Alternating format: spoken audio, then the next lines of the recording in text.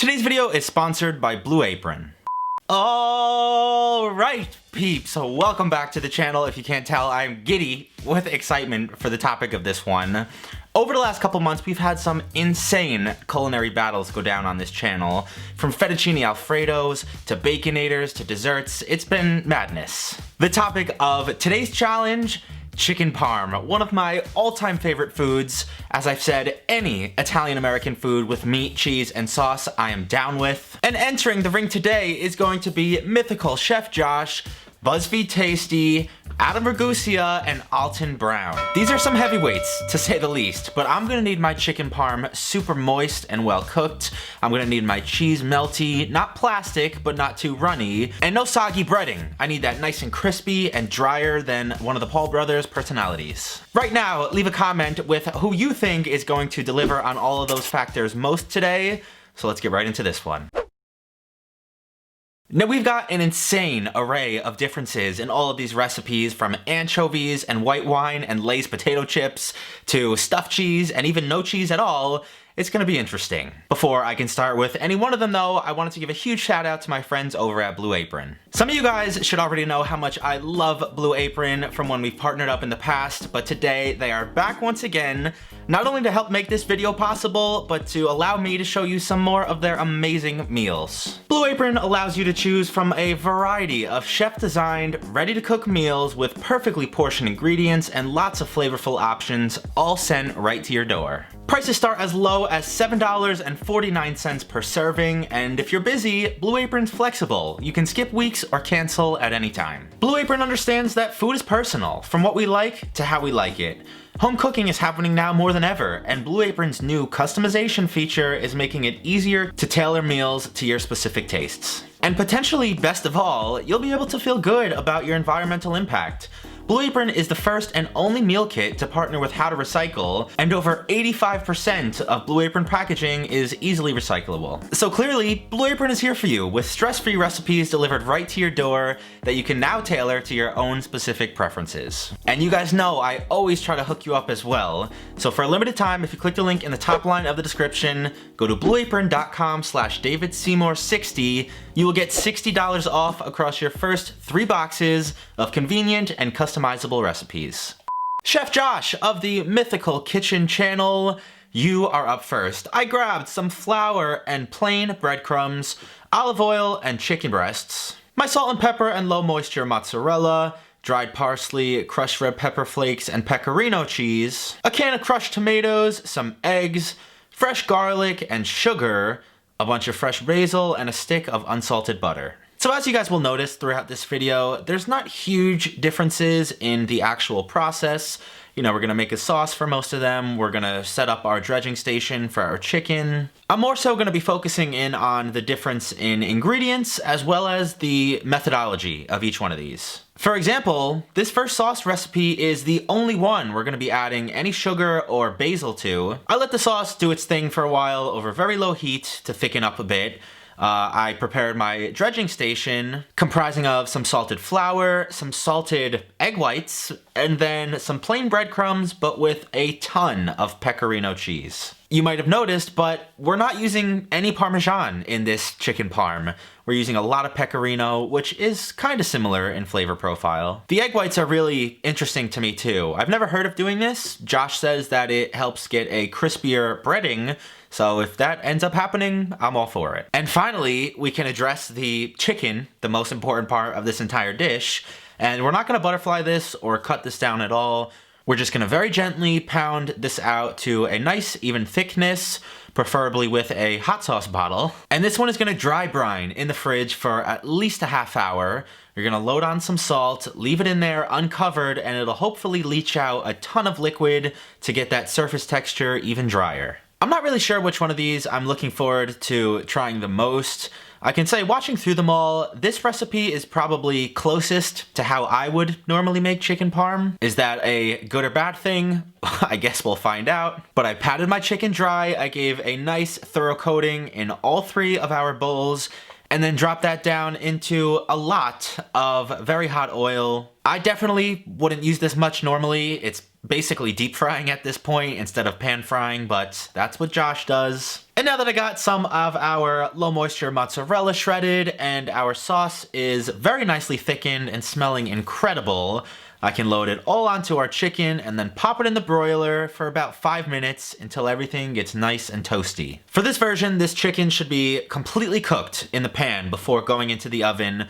The oven is just to brown up the cheese. Some of the other recipes differ from this a bit, but we'll address those once we get there. I finished this one off with some freshly grated pecorino and some basil. This is looking like a pretty strong start to today's video, so let's give this one a shot.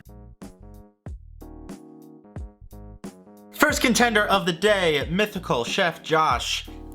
First impressions, this thing's got some heft to it. It is like 2 or 3 pounds. I love chicken parm so much. It is so good. Today's about to be a really great day. This is great. It's super classic. It's so nostalgic for me. The chicken's cooked nicely. It doesn't have a great crunch on the top and bottom, obviously because of sauce. The only crunchy bits are like around the edges where the sauce didn't touch. I don't love the cheese on it. It's very plasticky almost. I made sure to get the same kind, like the same brand of low moisture mozzarella. There's a few different kinds. I prefer usually whole milk or something a little bit softer. That one was like really dry and in turn a little bit leathery. I got 3 more of these to do and I can't stop eating it. It's so damn good. Just had like 2 pounds of chicken. Yeah, this is something I'd eat every single day, gladly, and it's a really strong start. Next up today, you know I had to show some love to Tasty. They always come through with very creative ideas. To make their stuffed chicken parm, I grabbed some flour and salt, plain breadcrumbs and chicken, pre-shredded mozzarella, a few eggs, Parmesan cheese, a jar of marinara sauce, and fresh basil. Listen, we all know that 9 times out of 10, Tasty is not going to be coming through with some 5-star, exquisite, fine dining meal. They're all about ease of access, how to get you a relatively decent end product with little or no time. With that all being said though, Tasty, who made this shit?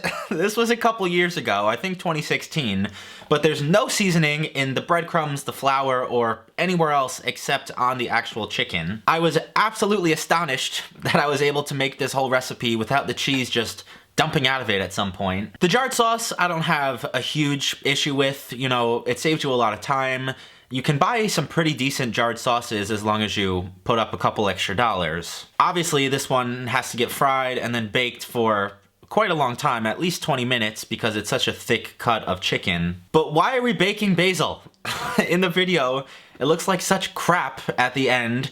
Either mix it into your sauce or just cut it up and leave it until the very end as a garnish. Both my attempt and in their video, it doesn't look like the most visually appealing chicken parm you'll ever see. Regardless, recipe number 2 is complete, so let's give this one a try. Now I know the whole purpose of this is to be like some cool new idea to stuff cheese inside chicken, call it chicken parm, but like, would it have killed them to sprinkle a little more cheese on top? It probably would have helped the appearance out quite a bit. This kind of just resembles like a hospital cafeteria. It's under seasoned, it's a jar sauce, it's still chicken parm, so I would eat it. But even if they use like a seasoned breadcrumb or something, we just use straight up plain breadcrumbs for this. I know it's still early, but I'm definitely not stressing the ranks quite yet. Third on today's itinerary is Adam Ragusea's version. You guys have been on my ass to try some of his recipes. Today's the day, and I can't think of a better way to introduce him to the channel. I grabbed some flour and white wine, panko breadcrumbs, and the rest of my chicken, olive oil, salt and pepper, tomato paste, fresh garlic, a can of crushed tomatoes, some eggs, a shallot, pecorino cheese, and fresh basil. Out of all 4 of these recipes, this is probably the one I'm most intrigued by, even more so than Alton Brown's salt and vinegar chip breadcrumb you guys will see in a little bit. And the reason I say that is because we're starting by cutting and tenderizing our chicken, And then we're gonna put it in a marinade of white wine and a ton of freshly chopped garlic. And also, this one's getting topped with nothing. No sauce, no cheese. We're gonna be putting some cheese in the breadcrumbs like we did with Chef Josh's version. And we're gonna keep the sauce to the side. We're not putting anything on top of this to maintain maximum crispiness. Oddly enough though, this is probably the most traditional or familiar, at least in my family, red sauce we're gonna be making. He starts with some shallots, garlic, some tomato paste, white wine, crushed tomatoes, pretty much the works in our Sunday dinners. Again, I wanted to let the sauce thicken up a little bit, so while I let it simmer, I set up my dredging station just with some plain eggs and flour, and then another 1-to-1 ratio of pecorino cheese, and this time panko breadcrumbs. A little bit of a confession here, I pretty much no longer use Italian-style seasoned breadcrumbs. Almost 100% of the time I use breadcrumbs, it's always some kind of seasoned panko, just because that crunch, that texture is unbeatable. And once the chicken's cooked through and your sauce is reduced, that's it. It doesn't get baked, there's no cheese that's melted on it. He keeps a little bit of sauce off to the side as to not sog up that breaded coating. But yeah, let's give number 3 a try. I'm gonna go out on a limb and say that this is gonna be the crunchiest one of the day, because there's no liquid on it. We're using panko, it's pretty obvious. So this is good. It's cooked well. Of course, it's got an insane crisp. The flavor profile is very similar to the first one because of all that pecorino. I'd definitely be lying if I said that I didn't miss having mozzarella on top. I also realized that I just fully indicted myself because I said this is similar to how I make sauce. It's not that good. Compared to the first one, it's very bitter. It could use some sugar, it could use some herbs because there's no basil or oregano or anything in there. And this tastes good, but I kind of feel like I just like slipped it out of somebody's chicken cutlet sandwich. It doesn't feel like chicken parm. I just realized I sound really harsh. It's not bad at all. I'd gladly eat this and not complain any other day. It's leaps and bounds above Tasty's, that's for sure. We're just comparing it to Josh's, and unfortunately, it doesn't really hold up. Lastly today is an absolute food legend, Alton Brown. I could sit here for hours talking about how much I loved Good Eats growing up and how much influence he had, but now is not the time. To make his chicken parm, I grabbed some flour and butter, plain breadcrumbs and olive oil, garlic powder, dried parsley, salt and vinegar chips, San Marzano tomatoes and anchovies, salt and pepper and crushed red pepper flakes, dried oregano, low moisture mozzarella, fontina or fontanella cheese, a Parmesan cheese rind, fresh garlic, an egg, fresh parsley, and our very last piece of chicken breast. For this one, we're starting off with the sauce. You don't need to see me chop garlic for the 15th time today.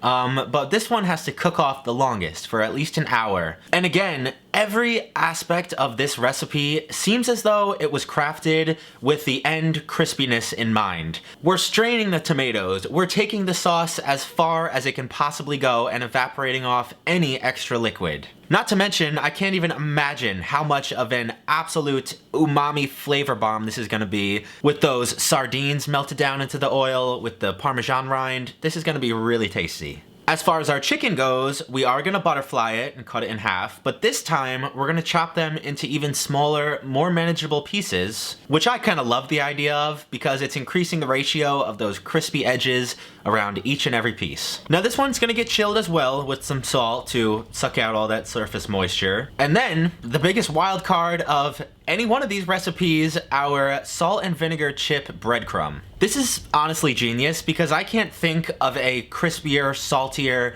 more addictive food than a potato chip like this. I do wish he used some seasoned panko instead of these plain breadcrumbs, but at least this one's getting doused in parsley, oregano, and garlic powder as well. And then in a 2-to-1 ratio of butter to olive oil, I got my chicken cooking up at a medium-low temperature. Don't go crazy with the heat because those milk solids in the butter will burn really quickly. I let my chicken finish cooking off over on the stove. I shredded up equal parts of the fontina cheese to the mozzarella. And then before we can combine all of these components and finish off the dish, the last kind of neat quirk of this recipe is that you have to put a layer of your finished sauce down in the pan and then broil it for 5 to 6 minutes to kind of caramelize some of the sugars and the tomatoes. And only then, when your sauce is looking bubbly and delicious, can you lay in your pieces of chicken breast, a few blots of the remainder of our tomato sauce, and then some shredded cheese. I just want it to be known how difficult it is to not like taste and nibble on everything as I cook it, especially today. It's rough.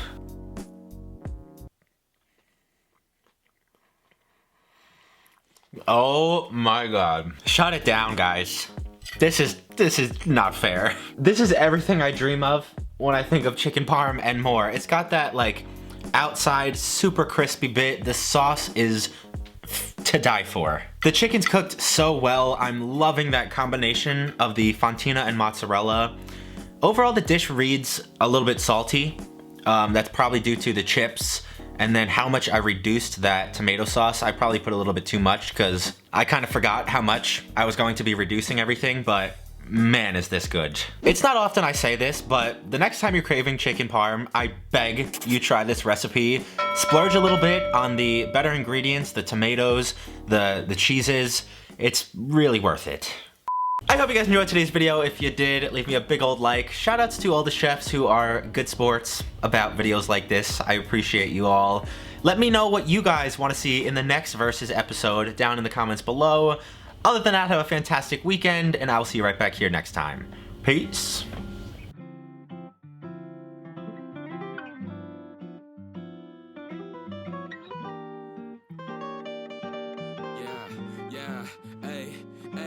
With the M without the AD. Flipping burgers and my money super lazy. Try and make a meal tonight, they ain't paying me. Try and supersize my life with my 18. Yeah, our style wasn't wavy, but we had a vision.